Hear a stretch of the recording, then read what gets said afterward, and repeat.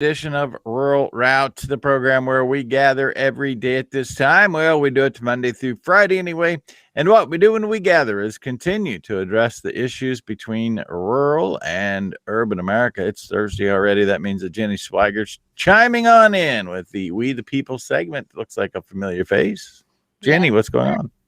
Hi. So I have brought my friend Lindsay Neural is back, and she is going to talk about her brand new book on homeschooling.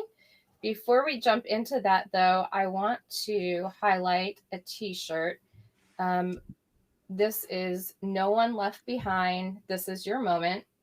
And this is something that our friends over at the Defining Moments podcast are doing. And 100% of the proceeds from this go to either helping people in Afghanistan get home or helping families who have lost loved ones in Afghanistan. So thank you, Margie and Wong. It's a great shirt and a great And it's effort. a great So, and it's a great concept. No one left yeah, behind. We should yeah, never leave anybody behind. yeah. Yeah, it's been a rough couple of weeks for a lot of people. So, switching gears, I have Lindsay who has, 16 kids, runs her own media company. She's been published in Time and Family Circle, Reader's She Digest. has enough kids on her own without you embellishing it to 16. Oh, yes, they only have six.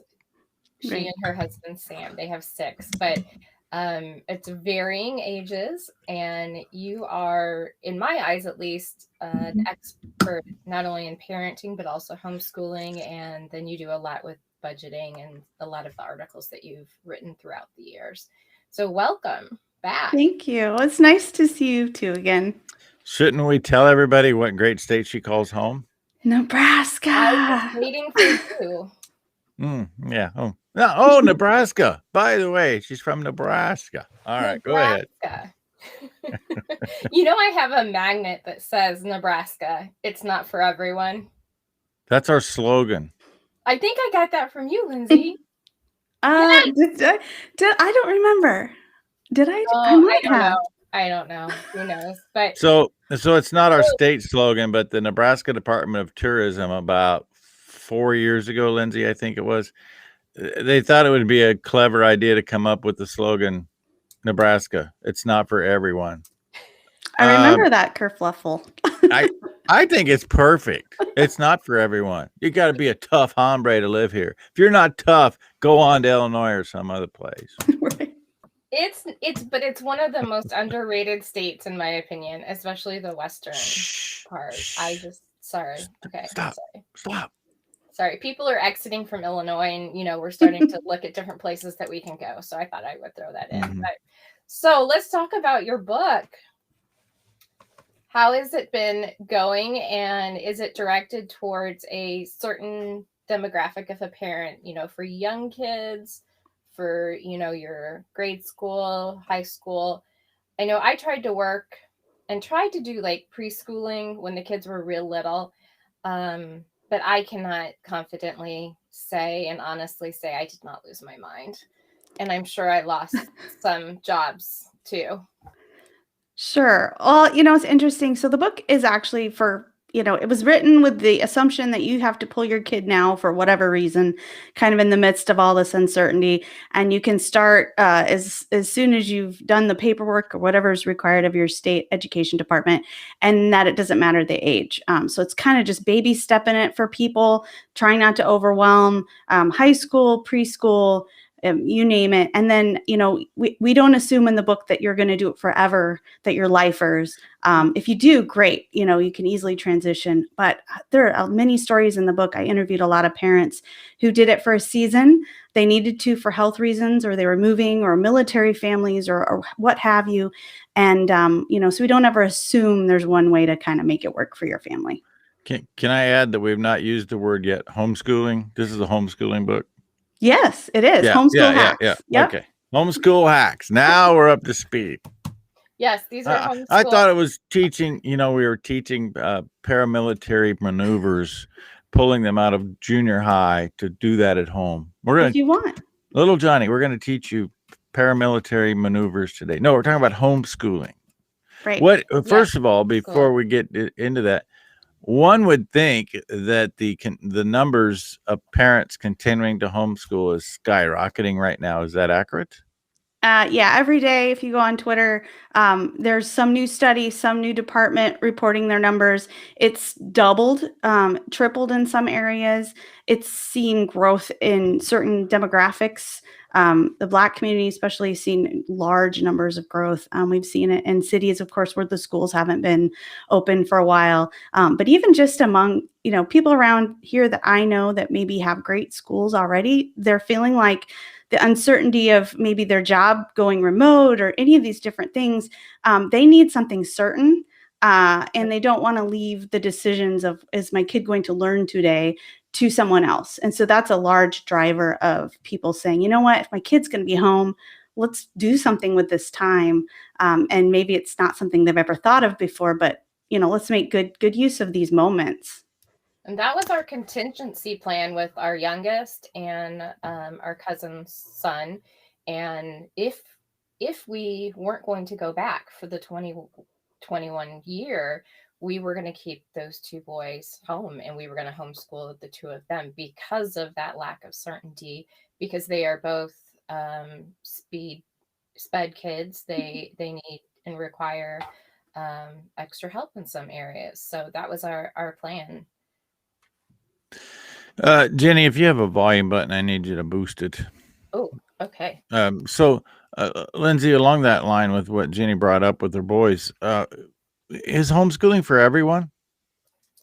I believe it's for everyone who wants to do it. Some people have no interest. I'm not here to sell some concept. But I do think more people than initially realize can do it. I've seen people, single parents. My husband and I did split shifts for the very long time so that one of us could always be home and not have to do the daycare so that we could be homeschooling. I've seen people traveling. I've seen people, ag industry is a perfect example where it works really well because your kind of home base is home or wherever the farm is. And so someone's kind of always around. I've seen kids reading in combines, so you can totally make it work. It's just whether you want to. A lot of people have no interest. And there'll be a few exceptions where, maybe somebody's dealing with something so big, illness or whatever, that they can't take it on. But for the vast majority, it is not out of most parents' grasp. Can you teach a curriculum in a combine? Yeah. You can, and you can use the dry erase markers on the glass to work on math. Well, I suppose if you have a new combine, it's being driven by auto steer. You're really just kind of sitting in there anyway, so you might as well make use of your time. But it seems to me the biggest hang up that people have, and the limited number of people that I don't know how many I actually do know, if you do not dedicate X amount of hours a day to getting this done, you're not going to be happy with what you have. If you're not dedicated to getting certain things covered, yes. I don't think it's a time thing. As children get older, they're doing things more independently. I mean, you think about teaching your children to do chores. For example, when we started out, we needed to be with them every step of the way or the chickens would die, right? But then as they start to get more independent, they're up in the morning, they're making the eggs, they're jetting out, they're getting their stuff done. And you might follow up or check in, but schooling can be largely the same. You're teaching concepts and kind of watching them go. And you are more of an administrator or a manager than a teacher in a lot of situations, because you can access all these resources and tools with people who teach for a living. And you can actually allow them to do the instructional time. And you are just the facilitator in a sense. Well, no, go ahead, Trent. Well, what's back in the day, and I'm talking about back in the day, 10 years ago, when homeschooling kind of started gaining some momentum, there would be other people in the community who would say, oh, Jenny's homeschooling those boys. Have we gone beyond that? I would hope so. Because my husband was one that would say that. Some people may not. It became, the stars aligned and it was possibly going to be more beneficial. Yeah, and I think with this pandemic situation where kids were all stuck in very abnormal learning situations at home, not allowed to leave in front of a computer, that doesn't look like what homeschooling looks like. That Mhm. to us as homeschoolers seemed very awkward and strange, because we're getting outside more and we're going to activities and we're socializing with kids, have groups and clubs and things they're into. So the pandemic, I guess, avatar of what remote schooling looks like is not homeschooling. And so we actually thought that was really kind of weird and limiting. And so I think we've come to a place where we see it more for what it is. And people are really surprised at the opportunities, both social and emotional and technical and occupational, that you can find within your average homeschool group. It's so much more opportunity than I think people imagine. Well, we were chatting while Trent was working on an audio issue. I had asked, do you co-op? And so that's one way that people in our area, the parents kind of divide the subjects up. And, one parent will take science, one parent will take the English or reading. But it sounds like there's other methods or methodologies as well. Oh, definitely. Remote learning, in a sense, where a teacher from across the country that's studied this all their lives and most importantly loves it and has a passion for it. That is always ideal if you don't want to learn algebra, but you want your kid to love algebra. Also, though, we're getting to the point where they can take community college courses at half the cost of if you waited to graduate high school and take them. They're very homeschool friendly. There are a lot of opportunities that just, if you have to seek and get out there, but they exist. And we will continue to seek and get out there, and Wendy Kuhn will answer your question when we come back. But first, I want to remind you, Lone Creek Cattle Company, hey, you might be able to tell I'm home for the first time in 8 days. As soon as we complete today, I'll be getting out there to look at our certified Piedmontese calves, because we create a better value for the consumer and get paid properly for doing that. Details about how Lone Creek has established a system called Certified Piedmontese that may benefit you, the Great Plains cattleman, on the web, lonecreekcattlecode.com. We're back with more Homeschooling Hacks 101 after this. I'm way distracted because I look out my window and I see groups of horses running in the yard that should not be running in the yard. Okay. Yeah. And Kelly trying to monitor them. 3, 2, 1. Welcome back. Roll Route, Trent Loose alongside Jenny Swaggart on a We the People Thursday edition. And my neighbor, Lindsay Gnarl, sitting in the middle. Is there an appropriate age for homeschooling? Because I think of it as being very beneficial to the youngsters, not necessarily the high schoolers. Is that accurate? Well, any age that you want your child to love to learn is an appropriate age. Way to go, Lindsay. Just dig it in right there. Honestly, homeschooling my high schoolers is like the joy of my parenting right now, because that's when you get to see the hard work. I always think, okay, I put in all the hard work to teach my children how to learn and think critically and have initiative and work and care for others. And then I'm going to send them to school and let the other people enjoy, that makes not a lot of sense to me, because now they're at the age where we really get to know each other. We get to, do that vocational pursuit. We get to figure out what they want to do, what their passions are. That's really the fun part to me. And there's no reason with all the learning modules available that even though I don't know chemistry very well, my child can't learn the chemistry or participate in sports or go to homeschool prom. I mean, all these things exist. So. But what about the kid that has that thought process? Well, man, I'm glad I got through 6th grade because I don't want to ever have Mrs. Watson again. What if your kid doesn't want to have that teacher back next year? You get to go pick another teacher. That is something you don't get in public school. Get another tell math me more. teacher. Yeah, get another math teacher. Right now, my kids are taking art, virtual. Actually, the teacher's in Des Moines, but it's a company based out of Virginia, and they have like co-ops with different professional teachers teaching virtually. But we get to pick the teacher, the class, the time.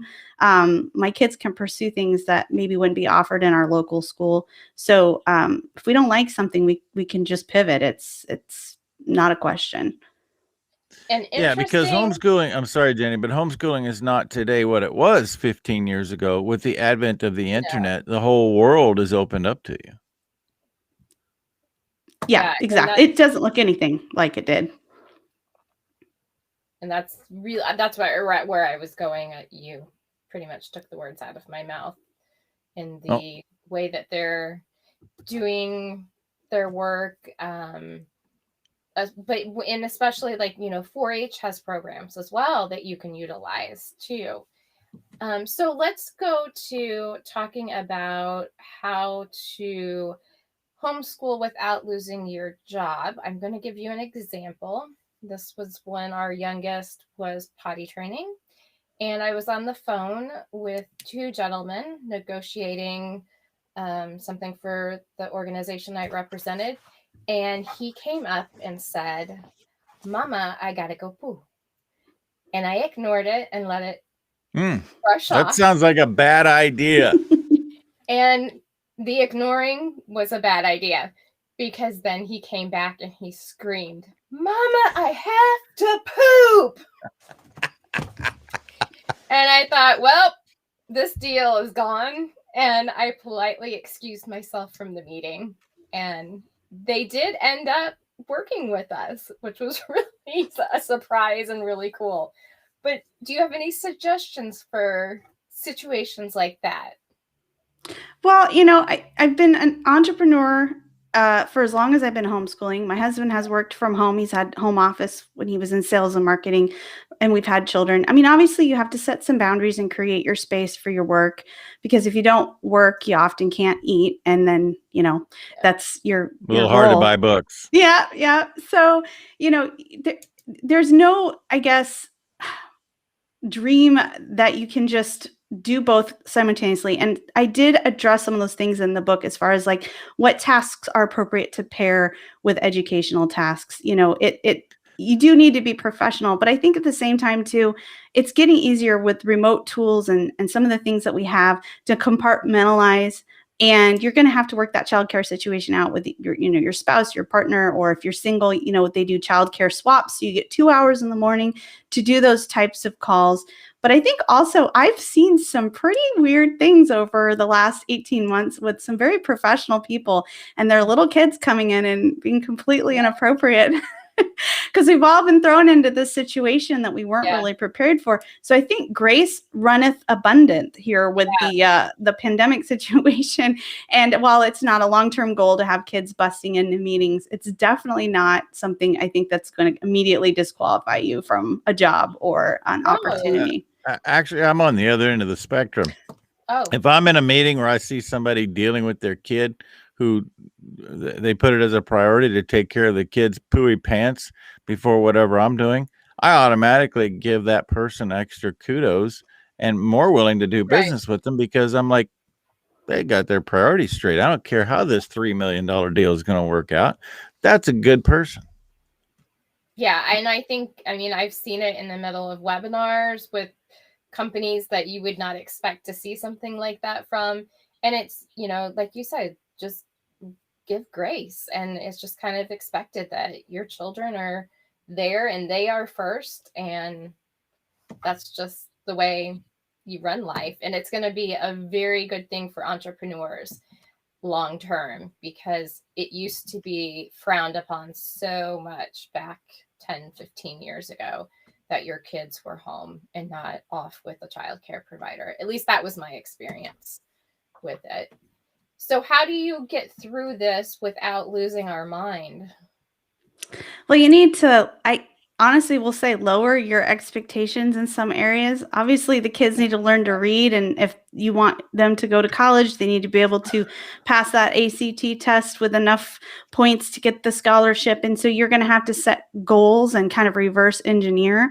But, it might be a deal where you don't have anybody over to your house for coffee for a while, which I guess hasn't been a problem in a lot of areas lately. But, you're just not going to be able to do it all at the same time. People always say, how do you do it all? And I say, well, I did this in my 30s and I'm going to do this in my 40s and I'll probably do this in my 50s. I'll probably vacation in my 60s. You can maybe do it all in a lifetime, but not all on the same day or in the same season. And you'll have to shift your priorities and put the children and the education kind of above, my desire to go see a bunch of concerts some summer. You have to really want to do it. And understand that you got to be kind of easy on yourself too, because it is parenting is all it is.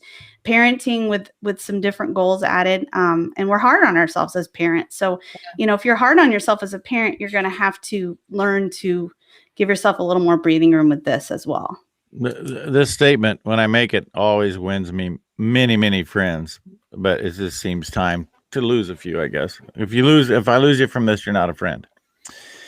The studies have been very clear that throughout the course of the last 20 years, and I'm asking if this has changed in the last 2, because I sense that it has, that a high percentage of the women in the workforce, and I don't know the percentage of men, I don't know if that's been studied, are working simply to get away from the kids instead of because they actually need a revenue supply. Has that changed in today's world, and how does that factor into homeschooling? Because you don't really get away from the kids if you're the superintendent of the homeschool. Well, here's the thing. I might not make friends from this either, so we can have the same friends. But a lot of people are more excited about sending their kids to school in the fall because they don't want to be around their kids. Now, I think this is 2 things. One, they don't know there are other options, or they don't understand the other options, or it's just what everybody else is doing. And if my friend can have a day where her kids aren't home and can get a lot of stuff done, I want that too. I think as homeschooling gets normalized and we integrate more business and family and learning into how kind of it used to be years ago, it will be seen as more of an acceptable thing. But there are just some people who are not cut out to homeschool from the sheer fact they don't want to. And I guess the biggest thing when I put this book together is I'm not here to overcome objections for people who don't like their children or don't want to do parental caregiving or don't see the value in it. It is absolutely for people who want to and aren't sure how to get there. I can't make you want to be with your kids. And, those are personal things I don't seek to overcome. And, I was a young career professional who loved my job, but I didn't know that I could also be home with my child.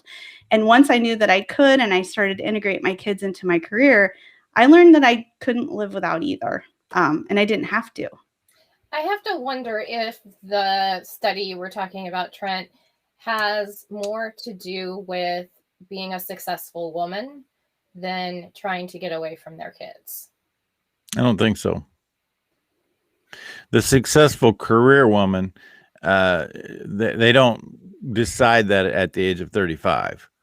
They decide that at the time they graduate from high school or college, and so they're bent on building their career, staying off the kid and the family atmosphere. This person is the person who just, I got to go work at the cafe and be a waitress because I just can't stand being around these kids. Quite frankly, a lot of people use the school system as their babysitter. It's just this way that it is. I do see that. Yeah. By the way, and the public pool. I've had a lifeguard for the last 6 years. I know. Okay. My daughters have been lifeguards.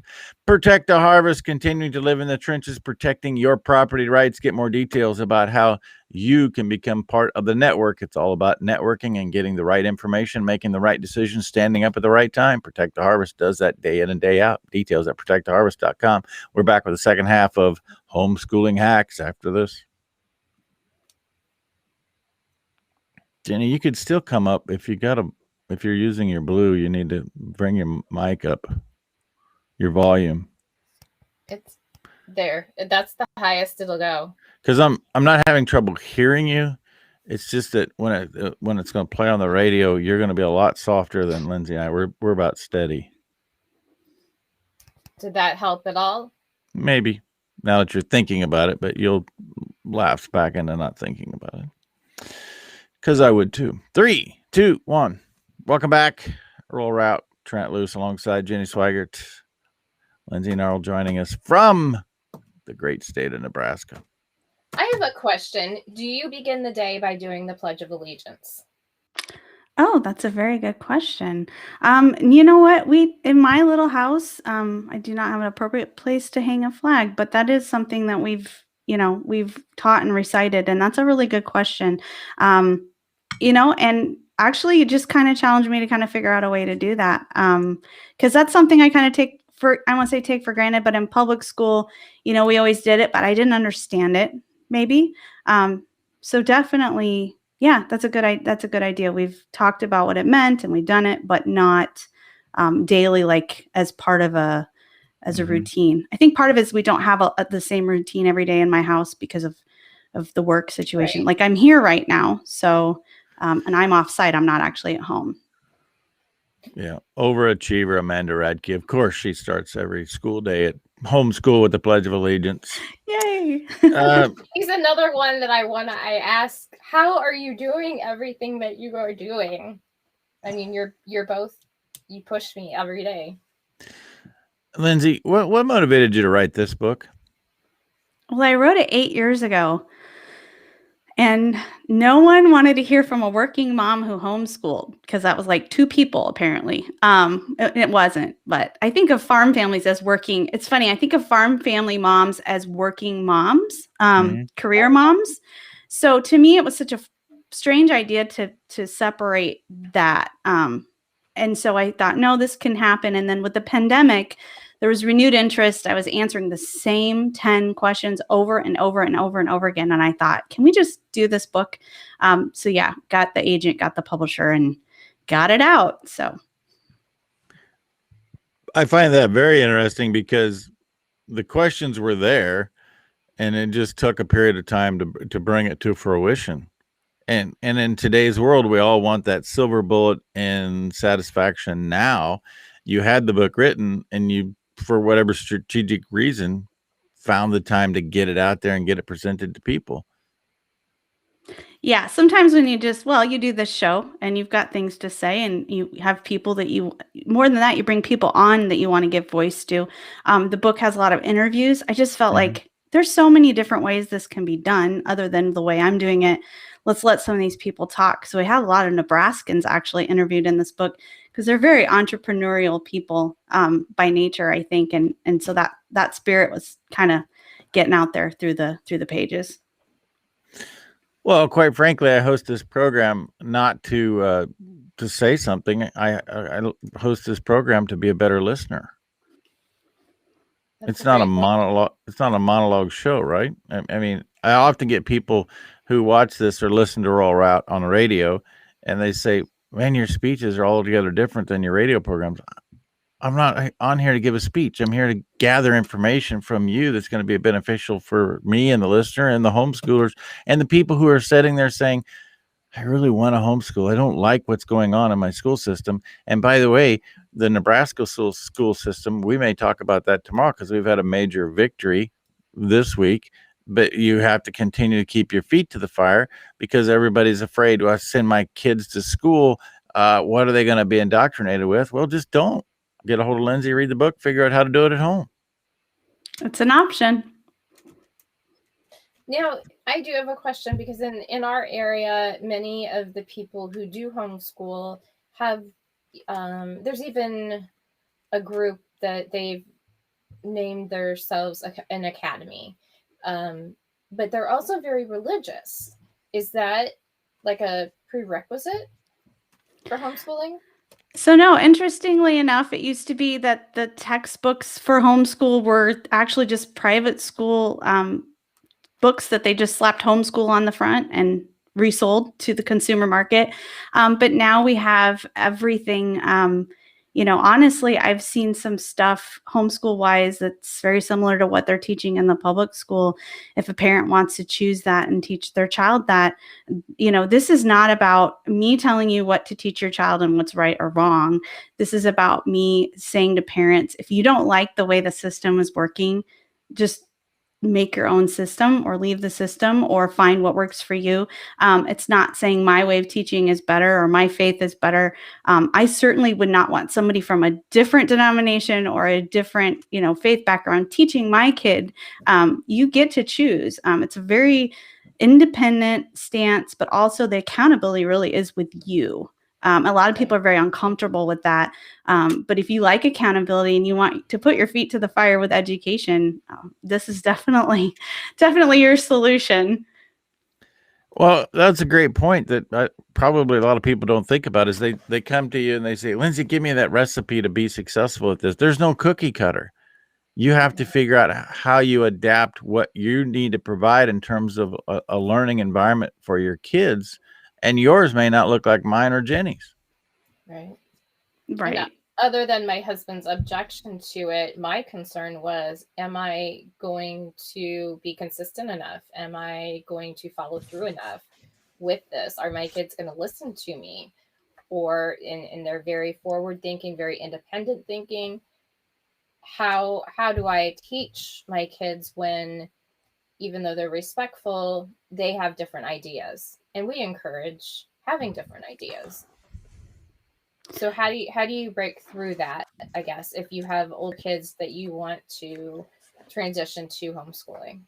Well, kids get to a certain stage with their thinking. High schoolers are in the logic and the rhetoric stages of thinking where they're wanting to argue with you. They're wanting to express their views and tell you why you're wrong, they're right. This is going to happen no matter what you do with them. It's their brain preparing for adult life and being able to defend their positions and their views. If you do try to homeschool later, it may be challenging because your child is not necessarily going to agree. But I do think that there are more opportunities now that look more like the social structures we see in school. We've got sports, we've got all the different extracurriculars. They will have friend groups. They can keep a lot of the same friend groups. There's nothing to say you can't hang out with your friends after school. And for a lot of kids, they're spending more time with their friends because you're not spending 8 hours in the admin, the back and the forth, the long lunches, the school pep rally, things that maybe you don't necessarily enjoy or that fit into your goals. I wouldn't tell you to pull your kids out now if it's working for you, but definitely, parenting problems and homeschooling problems are the same problems a lot of times. If your kids aren't going to listen to you at home, they're not going to listen to you and homeschool. But I wouldn't have that be the reason not to homeschool, because family issues are still family issues. They're not just going to go away if you put your kid in a public school and have somebody else deal with it. And I don't want to kibosh thinking for yourself, being independent, because that is one of society's major issues right now, is not thinking for yourself. Trent? Well, I was just thinking about the paddle. When I was in junior high, I got paddled. Oh, You could still paddle at home now if you're homeschooling. you can. It's easier not to. It's funny though, as far as consistency and the kids kind of wanting independent thinking, they're going to need that in the world. They're going to need to form their own consistency. They're going to need to have, when they have that roommate that wants to party all the time and they can't find the place to study, they're going to need to find that and make that for themselves. So one advantage of homeschooling and with having a little bit not consistency is kids have to figure out how to create their own. If they have everything created consistently for them and then you push them into college, they can learn it there. But it is a benefit to homeschoolers to be able to give the kids a couple years to kind of form their own groove. Yeah. I agree with that. I got paddled daily. Absolutely. Home and at school, by the way. So this whole social aspect, because the old stigma of homeschool kids just don't socially interact, I don't buy that. You mentioned, Lindsay, you walk through how you create that opportunity for that social interaction. But I will tell you, and we have one that is this way, they are just so driven by the daily social interaction that pulling one like that out of a junior high or particularly a high school, I think that would be particularly difficult. Oh yeah, I'm not going to tell you that there won't be, and maybe that's a child that is doing fine in school and you like your school, and I'm definitely not telling you if everything's working, you need to try to fix it. But we've seen a lot of kids be pulled. Time out. I have to interact. The reason you pull them out is because they're being indoctrinated with this socialist agenda, which is against everything we've been talking about, which is critical thinking and independent nature. And that's the reason you pull them out. But you have to find a way to balance that, because you might be in a great school, but in every single school has great teachers, but it's that indoctrination that they continually get. And now that I see that the colleges are severe in that way, and that these colleges, no matter how big or small, are just indoctrinating young adults to be compliant. So let me ask you, so here's the thing, if you're really bothered about that and you think it's damaging, then you have to do what's right. You can't have it both ways. Well, my kid will be mad at me and will miss her friends, but also I'm fighting for like some deep, like philosophical or faith, or, we can't say, I don't think this is good for my kid, but also I don't want to deal with the fallout from my kid, because a lot of times this homeschool decision is just parenting at a different level. And you have to decide as a parent, is it bad enough that I want to maybe have my kid be upset and we have to find new friend groups, or is it not? I mean, I can't answer that for you. Oh, no, you did answer it. It's perfect. Because no matter whether your kid's in homeschool, in a high school, a junior high, or a college, you still need to be a parent. And that daily interaction with what's going on in school and what you're learning, what you're thinking. The challenge is that too many people just want to check out of parenting and let the teachers at all levels be the parent too. And if you do that, you're not going to be happy. True. That's very true. We have an app at our school that was not available on Android until this year. And now I finally feel like I know what's going on. Whereas anyone with an Apple phone, they've had it for years. And so I get a notification every time something's turned in, every time something's late. And so I feel more about the process. And I can get in there and say, hey, did you get this English assignment done, or what's going on? Because I've gotten notifications 3 days in a row. But, I could also choose to remove the app from my phone and just ignore it too. Well, I would prefer to make a phone call every day and apply voice communication rather than look at an app, but that's just how I'm wired. Hey, KarenStaley.com. Here's how she's wired. She's put together a CD of 4 songs from the Arise USA tour. My mother has it. Yesterday, she played the entire album. It was nice to revisit that day that we spent at the Heart of Illinois Fair with Jenny Swigert. You can get that album yourself for a mere $20. Go to KarenStaley.com. We've got one homeschooling hacked program left after this. I want to go back. Did you see that comment from someone in Michigan that said they are not allowed to join activities like FFA? Nope. 3, 2, 1. Welcome back. Roll Route. Trent Luce alongside Jenny Swigert. Lindsay Gnarl joining us from 2 of the 3 are from the great livestock state of Nebraska.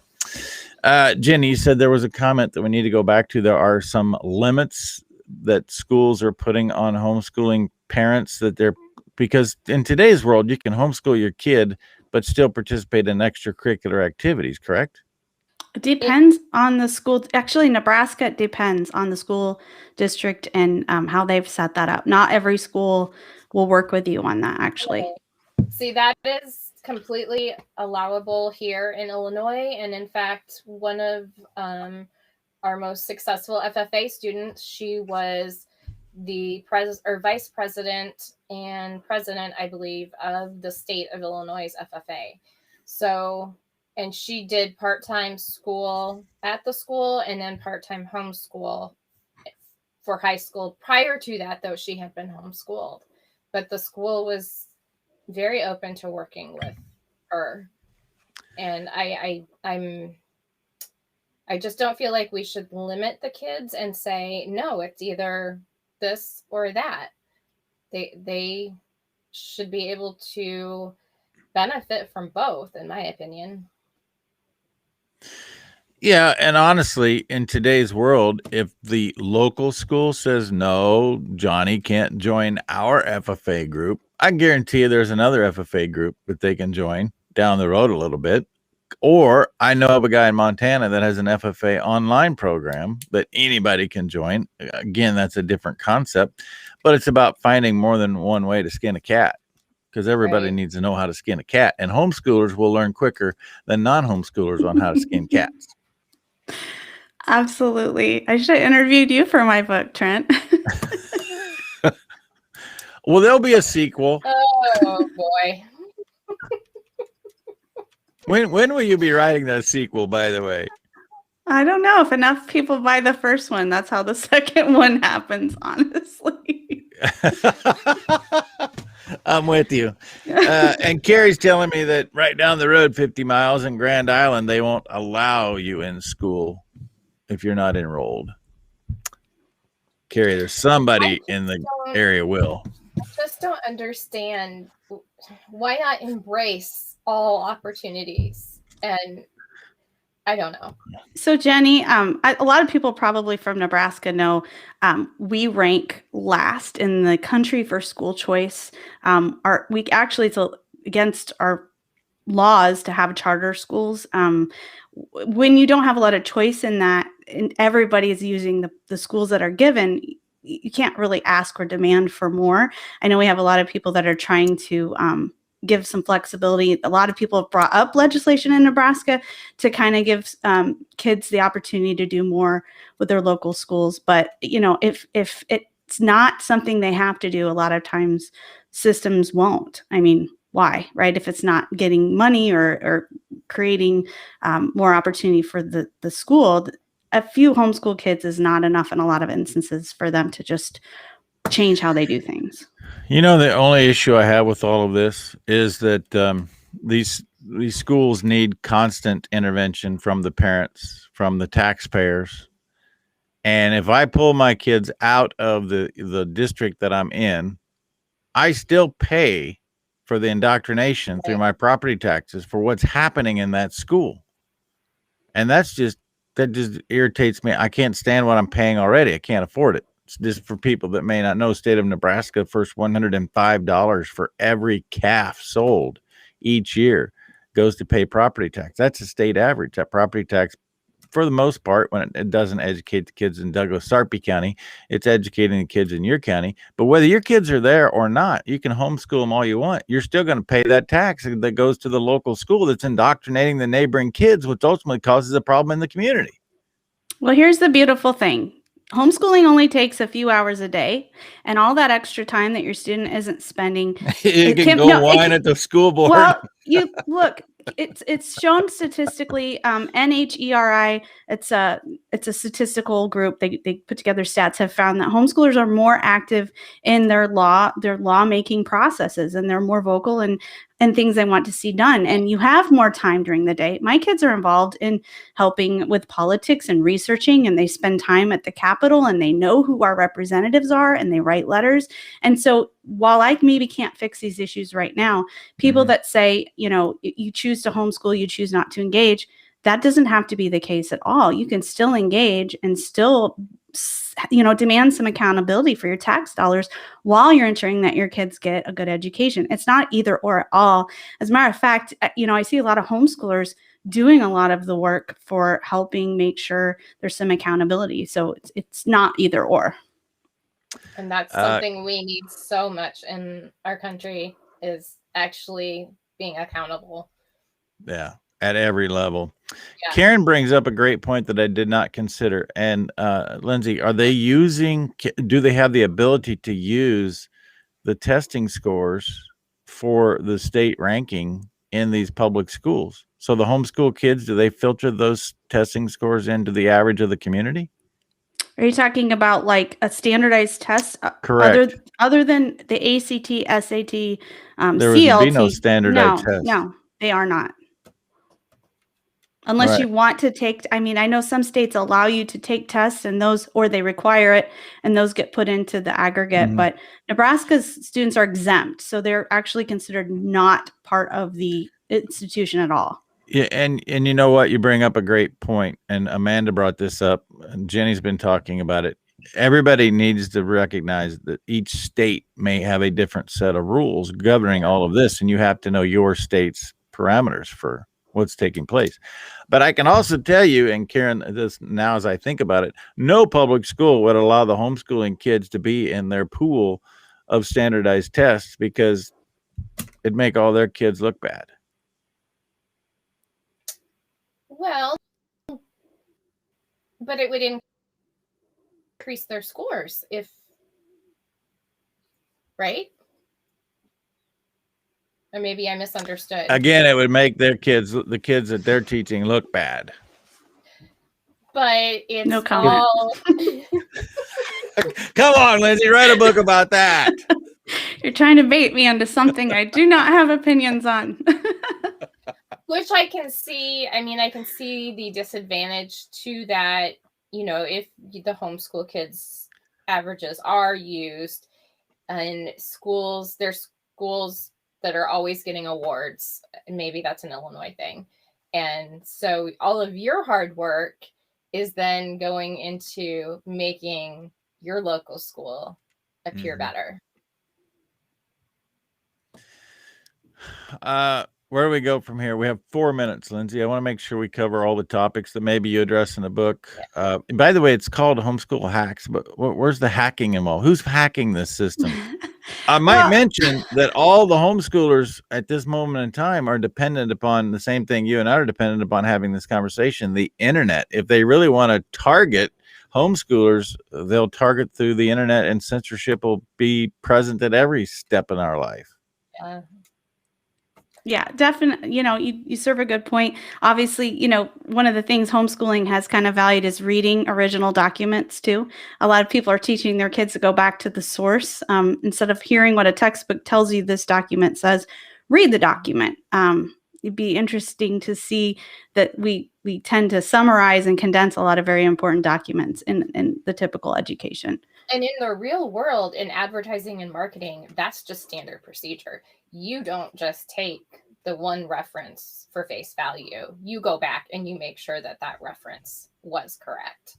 And if there was another reference in there, you go back and make sure that was correct. Are there pitfalls, Lindsay?